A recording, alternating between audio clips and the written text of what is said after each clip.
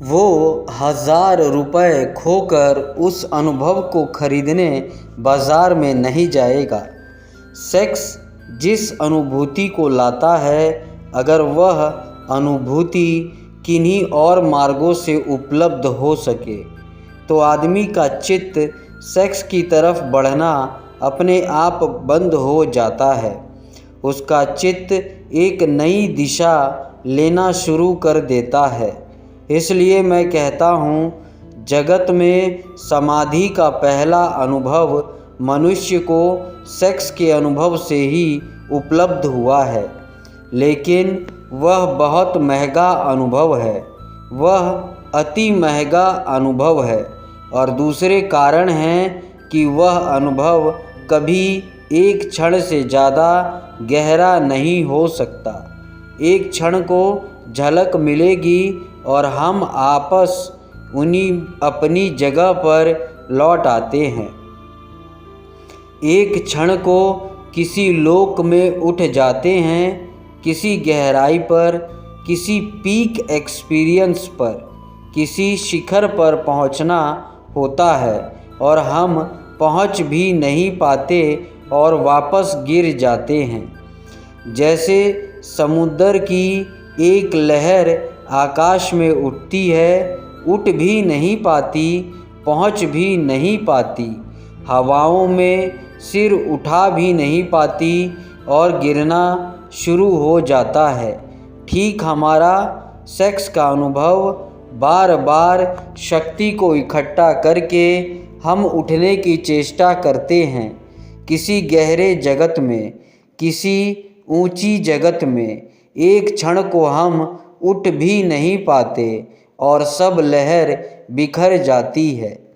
हम वापस अपनी जगह खड़े हो जाते हैं और उतनी शक्ति और ऊर्जा को गवा देते हैं। लेकिन अगर सागर की लहर बर्फ़ का पत्थर बन जाए, जम जाए और बर्फ़ हो जाए, तो फिर उसे नीचे गिरने की कोई ज़रूरत नहीं है। आदमी का चित्त जब तक सेक्स की तरलता में बहता है, तब तक वापस उठता है, गिरता है, उठता है, गिरता है। सारा जीवन यही करता है। और जिस अनुभव के लिए इतना तीव्र आकर्षण है, ईगोलेसनेस के लिए, अहंकार शून्य हो जाए और मैं आत्मा को जान लूँ, समय मिट जाए और मैं उसको जान लूँ जो इंटरनल है, जो टाइमलेस है, उसको जान लूँ जो समय के बाहर है, अनंत और अनादि है। उसे जानने की चेष्टा में सारा जगत सेक्स के केंद्र पर घूमता रहता है। लेकिन अगर हम इस घटना के विरोध में खड़े हो जाए सिर्फ, तो क्या होगा? तो क्या हम उस अनुभव पा लेंगे जो सेक्स से एक झलक की तरह दिखाई पड़ता था? नहीं। अगर हम सेक्स के विरोध में खड़े हो जाते हैं, तो सेक्स ही हमारी चेतना का केंद्र बन जाता है। हम सेक्स से मुक्त नहीं होते, उससे बंध जाते हैं। वहाँ लॉ ऑफ रिवर्स इफ़ेक्ट काम शुरू कर देता है। फिर हम उससे बंध गए, फिर हम भागने की कोशिश करते हैं, और जितनी हम कोशिश करते हैं उतने ही बंधते चलते हैं। एक आदमी बीमार था और बीमारी कुछ उसे ऐसी थी कि दिन रात उसे भूख लगती थी। सच तो यह है, उसे बीमारी कुछ भी ना थी। भोजन के संबंध में उसने कुछ विरोध की किताबें पढ़ ली थी। उसने पढ़ लिया था कि भोजन पाप है, उपवास पुण्य है, कुछ भी खाना हिंसा करना है। जितना वह यह सोचने लगा कि भोजन करना पाप है, उतना ही भूख को दबाने लगा। जितना भूख को दबाने लगा, उतनी भूख असर्ट होने लगी, ज़ोर से प्रकट होने लगी तो वह 2-4 दिन उपवास करता था और एक दिन पागल की तरह कुछ भी खा जाता था। जब कुछ भी खा लेता था तो बहुत दुखी होता था, क्योंकि फिर खाने की तकलीफ़ झेलनी पड़ती थी। फिर पश्चाताप में 2-4 दिन उपवास करता था और फिर कुछ भी खा लेता था। आखिर उसने तय किया कि यह घर पर रहते हुए नहीं हो सकेगा। ठीक, मुझे जंगल चले जाना चाहिए। वहाँ पहाड़ पर गया। एक हिल स्टेशन पर जाकर एक कमरे में रहा। घर के लोग भी परेशान हो गए थे। उसकी पत्नी ने यह सोचकर कि शायद वह पहाड़ पर अब जाकर भोजन की बीमारी से मुक्त हो जाएगा, उसने खुशी में बहुत से फूल उसे पहाड़ पर भिजवाए कि मैं बहुत खुश हूँ कि तुम शायद पहाड़ में अब स्वस्थ होकर वापस लौटोगे। मैं शुभ कामना के रूप में ये फूल तुम्हें भेज रही हूँ। उस आदमी का वापस तार आया। उसने तार में लिखा, many thanks for the flowers, they are so delicious. उसने तार किया कि बहुत धन्यवाद फूलों के लिए, बड़े स्वादिष्ट हैं। वह फूलों को खा गया।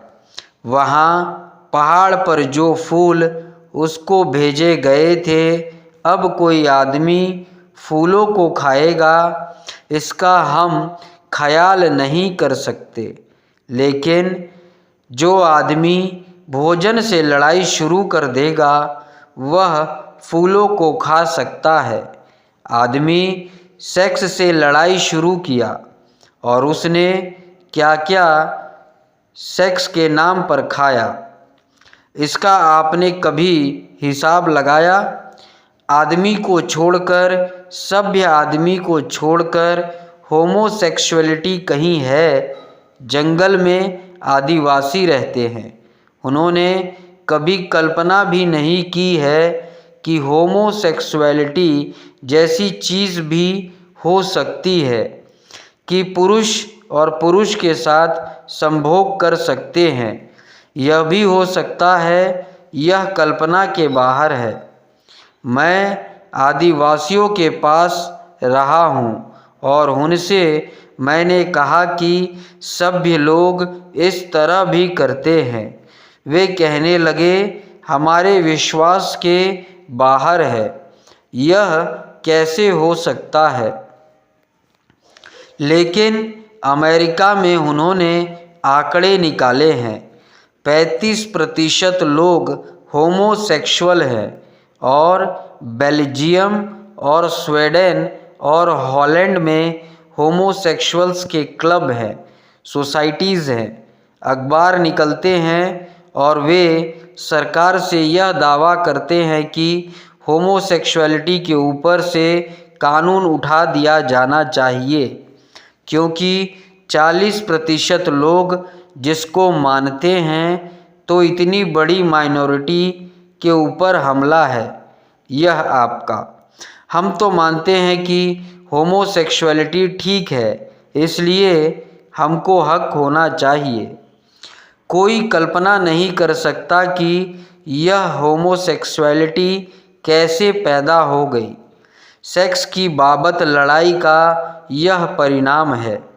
जितना सभ्य समाज है उतनी वेश्याएँ हैं। कभी आपने यह सोचा कि वेश्याएँ कैसे पैदा हो गई? किसी आदिवासी गांव में जाकर वेश्या खोज सकते हैं आप।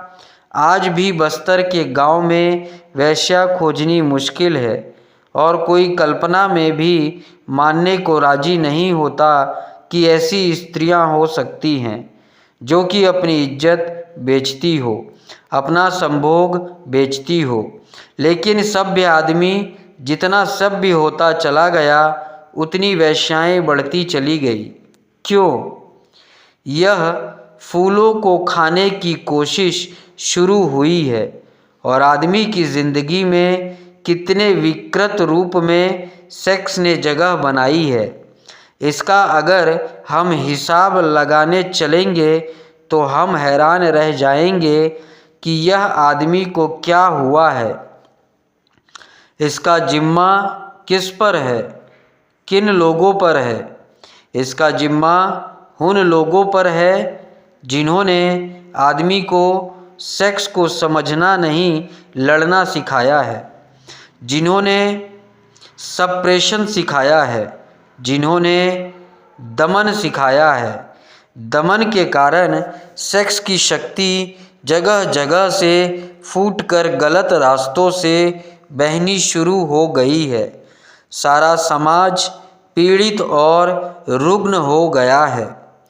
इस रुग्ण समाज को अगर बदलना है तो हमें यह स्वीकार कर लेना होगा कि काम की ऊर्जा है, काम का आकर्षण है। क्यों है काम का आकर्षण? काम के आकर्षण का जो बुनियादी आधार है, उस आधार को अगर हम पकड़ ले तो मनुष्य को हम काम के जगत से ऊपर उठा सकते हैं और मनुष्य निश्चित काम के जगत के ऊपर उठ जाए तो ही राम का जगत शुरू होता है। खजुराहो के मंदिर के सामने मैं खड़ा था और 10-5 मित्रों को लेकर वहाँ गया था। खजुराहो के मंदिर के चारों तरफ की दीवार पर तो मैथुन चित्र है, काम वासनाओं की मूर्तियाँ हैं। मेरे मित्र कहने लगे कि मंदिर के चारों तरफ यह क्या है? मैंने उनसे कहा, जिन्होंने यह मंदिर बनाया था वे बड़े समझदार लोग थे। उनकी मान्यता यह थी कि जीवन की बाहर की परिधि पर काम है और जो लोग अभी काम में उलझे हैं उनको मंदिर में भीतर प्रवेश का कोई हक नहीं है। फिर भी अपने मित्रों को कहा भीतर चले। फिर उन्हें भीतर लेकर गया। वहाँ तो कोई काम प्रतिमा ना थी, वहाँ भगवान की मूर्ति थी। वे कहने लगे भीतर कोई प्रतिमा नहीं है। मैंने उनसे कहा कि जीवन की बाहर की परिधि पर काम वासना है, जीवन की बाहर की परिधि दीवार पर काम वासना है, जीवन के भीतर भगवान का मंदिर है। लेकिन जो अभी काम वासना में उलझे हैं वे भगवान के मंदिर में प्रवेश के अधिकारी नहीं हो सकते। उन्हें अभी बाहर की दीवार का ही चक्कर लगाना पड़ेगा। जिन लोगों ने यह मंदिर बनाया था वे बड़े समझदार लोग थे। यह मंदिर एक मेडिटेशन सेंटर था। यह मंदिर एक ध्यान का केंद्र था। जो लोग आते थे उनसे वे कहते थे, बाहर पहले मैथुन के ऊपर ध्यान करो, पहले सेक्स को समझो और जब सेक्स को पूरी तरह समझ जाओ और तुम पाओ कि मन उससे मुक्त हो गया है, तब तुम भीतर आ जाना। फिर भीतर भगवान से मिलना हो सकता है। लेकिन धर्म के नाम पर हमने सेक्स को समझने की स्थिति पैदा नहीं की, सेक्स की शत्रुता पैदा कर दी। सेक्स को समझो मत, आंख बंद कर लो और घुस जाओ भगवान के मंदिर में। आंख बंद करके कभी कोई भगवान के मंदिर में जा सका है? और आंख बंद करके अगर आप भगवान के मंदिर में पहुंच भी गए तो बंद आँखों में आपको भगवान दिखाई नहीं पड़ेंगे। जिससे आप भाग कर आए हैं वहीं दिखाई पड़ता रहेगा, आप उसी से बंधे रह जाएंगे। शायद कुछ लोग मेरी बात सुनकर समझते हैं कि मैं सेक्स का पक्षपाती हूँ। मेरी बातें सुनकर शायद लोग समझते हैं कि मैं सेक्स का प्रचार करना चाहता हूँ।